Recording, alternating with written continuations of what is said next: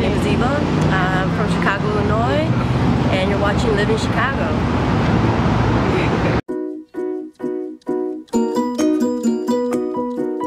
Dropped out of college.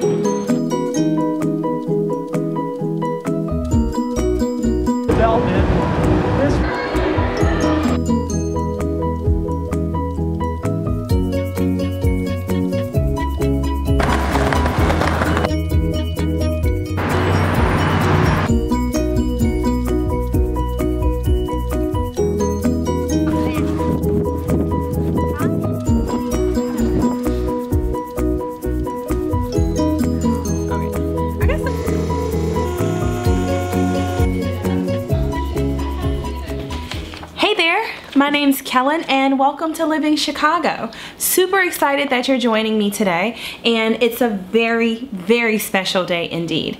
This is the first episode of Living Chicago and it is July 7th. And I don't know if you can put two and two together, but I chose July 7th because there are 77 communities in Chicago and I thought it was the perfect day to premiere the very first Living Chicago web series. So, to find out more about the show, visit us online at www.livingchicagoshow.com. And in the spirit of new beginnings, I want to make sure that we start off on the right foot. So this first clip takes us to the Chicago History Museum, where we're going to learn how we got here, from settlers to skyscrapers. Hope you enjoy it, and I'll see you in a minute. The Chicago History Museum has over 22 million Chicago and U.S. history artifacts and documents. There's always something to inspire the imagination. Open 7 days a week, this museum illuminates the past and sheds light on the future.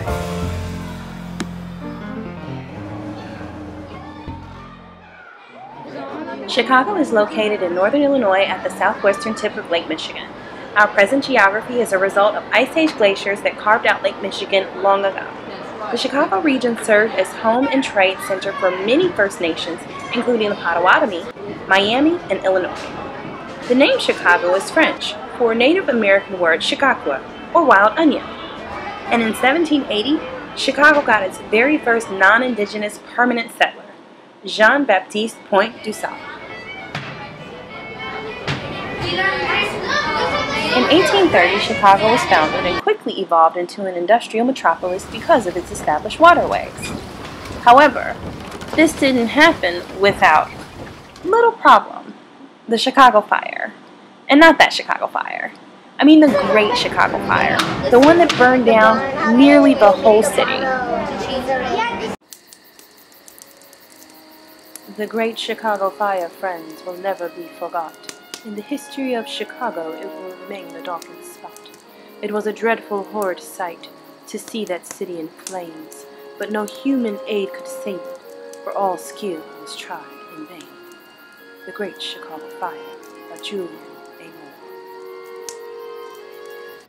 Moore. So, just how did Chicago burn our way to greatness? Well, thanks to the O'Leary family, who had a cow that kicked over a lantern in their family barn, along with dry weather and an abundance of wooden homes, the fire of 1871 burned for 2 whole days.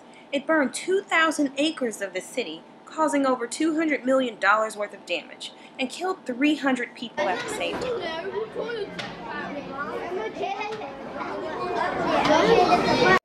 So the city immediately began reconstruction, and in no time we were becoming the booming metropolis that we know and love as Chicago today. It's a city that I was raised in, and I'm so very proud to be a part of its history. Chicago History Museum stands at the crossroads of America's past and its future. If you live in Chicago or visit here and are curious about the city's past, present, or future, the museum should be your very first stop. So I hope you enjoyed that clip, and the Chicago History Museum is one of my favorite places to go, especially to take the kids. And if you've never been, my favorite part is dressing up like a Chicago style hot dog. You absolutely cannot forget the tomatoes on my hot dog. Anyhow, wow, one cow could cause all that damage, but fire isn't that bad, especially here in the Chicago region. So I want you to check out this next clip, and you're gonna learn a little bit about why fire isn't so bad, but after the trivia question. In what year was the Forest Preserve of Cook County established? Was it 1955, 1915, 1871, or 1990? Stay tuned for the answer. While fire destroyed our city in 1871, it has long been a part of our prairie landscape. A prairie is a flat, usually treeless grassland with deep, fertile soils. And fire helps us keep the ecosystem healthy, and it does this by removing invasive plants, and that allows more prairie plants to access nutrients in the soil and more space to grow. And since natural fires are rare these days, groups like Chicago Wilderness train and certify people to do what's called prescribed burns. So there's absolutely no chance of a loose lantern and a cow setting us back 200 years. Go. We're the Dynasty, and you're watching Living Chicago. So, what did you think? In what year was the Forest Preserve of Cook County established? Was it 1955, 1915, 1871, or 1990? If you chose B, 1915, you're absolutely correct. At one point in Chicago's history, we ranked 30th in regards to park and recreation. And look at us now. 100 years later, here we are protecting and conserving 69,000 acres. That's 11% of our entire county, and that includes prairies, savannas, woodlands, wetlands, and even open water. So if you're interested in finding out how to celebrate 100 years of our Forest Preserve District, visit fpdcc.com. So all this talk about fire is making me thirsty, and if you are like me, you love anything cold and anything fresh. So one day I was driving along, and it was actually Valentine's Eve because I was with my son, and we were heading to the archery pit, and we're driving along, and this really cool sign caught me out the corner of my eye. It was bright and vibrant and very colorful, and it said juice bar. So I asked my son, hey, you want to stop for a juice? And he's like, oh yeah, I guess so. So we ended up pulling over at the end of the block and got out, walked back, snow, it's cold, and I walk in, and it's this amazing shop. One of the things about living Chicago is helping us understand the connection between our actual environment and our everyday lives. So while we're going to be learning things about, the environment and plants and animals, we're also animals, and we kind of eat plants. So I want you to check this next clip out where I'm going to be drinking some plants. I meet up with Thalia and owner Alex of Infinite Us Rocks and Juice to make my all-time favorite love juice. So catch this clip, and I'll see you soon. Infinite Us Rocks and Juice is a metaphysical boutique and 100% organic juice bar in Chicago's Wicker Park. Their rock emporium is filled with crystals and gems. This next level juice bar serves up fresh cold pressed juices and offers an experience unlike any other juice bar in the city. After hanging out with owner Alex in the back, learning about their sick gem collection, I start to make my way to the front to meet Thalia, the juice queen. I could easily spend all day here. But it's time for me to learn how to make my favorite drink, love juice. So I'm here with Thalia at Infinite Us, and we're about to make some Love juice. love juice. This is one of my favorite juices. I've had it a couple of times. I've inhaled it, and now I'm back for more. So we're gonna go behind the counter and have a little fun. Juice, juice, juice, juice, juice. So, napkin. Or there's a dry towel in here too. So Alex was telling me that you are the juice queen, the nutrition queen. So you said the health benefits of love juice are mostly for digestion? Mostly for digestion, but also detoxification. Beets are extremely detoxifying. They're one of the strongest plant-based detoxifiers out there. So you leave all of the skins on? Yep. A lot of the nutrients are actually in the skins of these fruits and vegetables. That's why it's important to eat the whole food. So even The pineapple. Even the pineapple. Wow. So how much goes into the masticator? You can put just a bit more, about 3/4 of the way full, so that's good there. So now, put the lid on.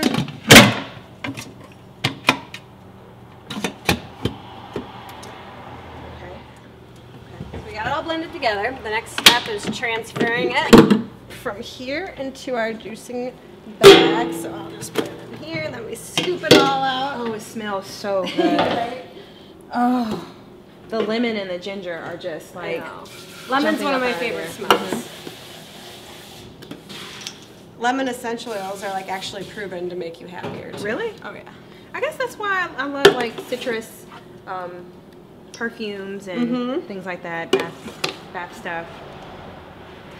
That's another one for me is chocolate. When I smell it, I feel like it makes me happy. Oh yeah. Oh, what?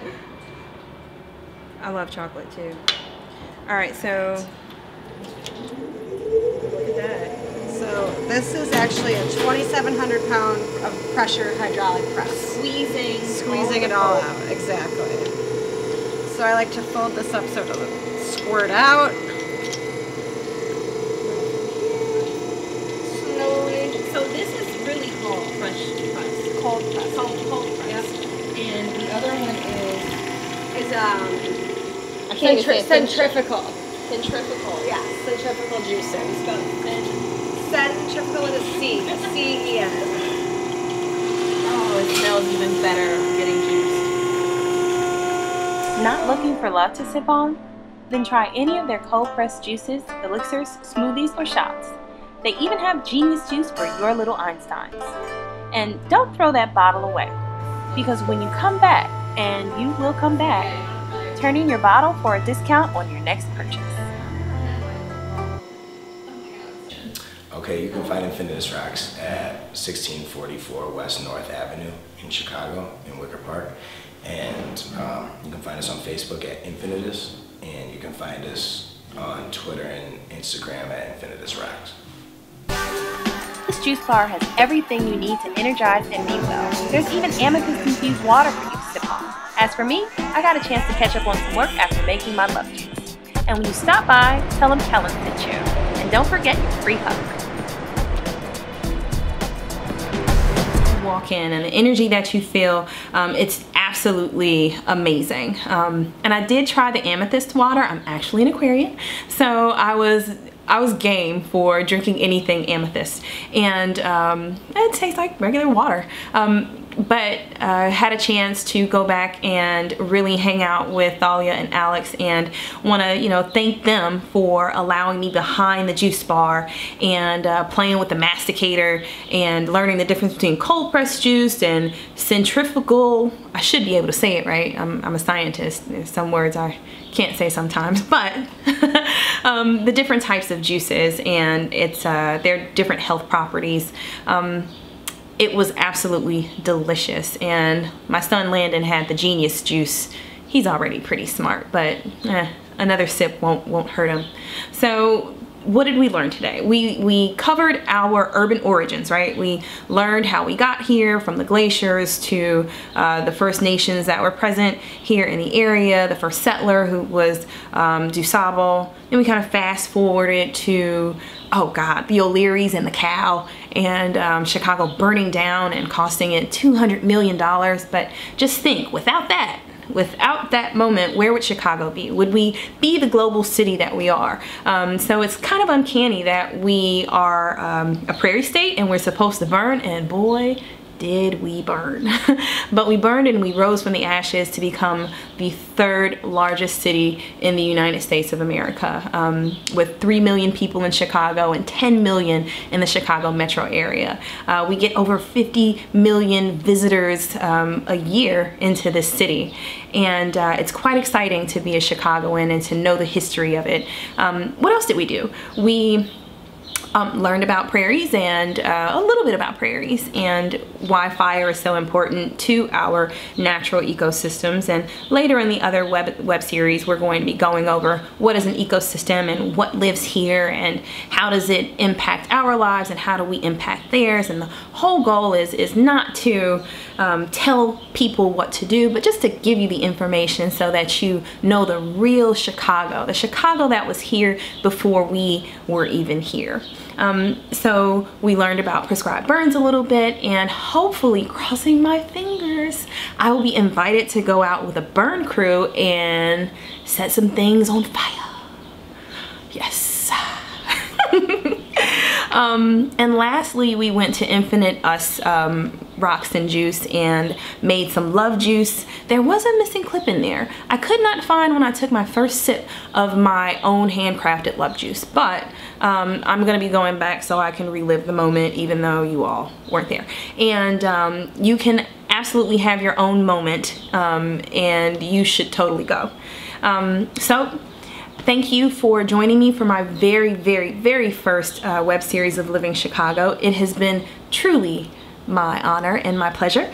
And if you want to learn anything else about the show, visit us online at www.livingchicagoshow.com. You can find us on Facebook at Living Chicago, or follow us on Twitter and on Instagram at Living in Chicago. And if you're ever out, I mean if you're ever outside doing anything outdoors, hashtag Living Chicago. And I look forward to your questions, your comments, your ideas, your pictures, your stories, even your invitations to your events and activities. I'm your host, Kellen. It's been real.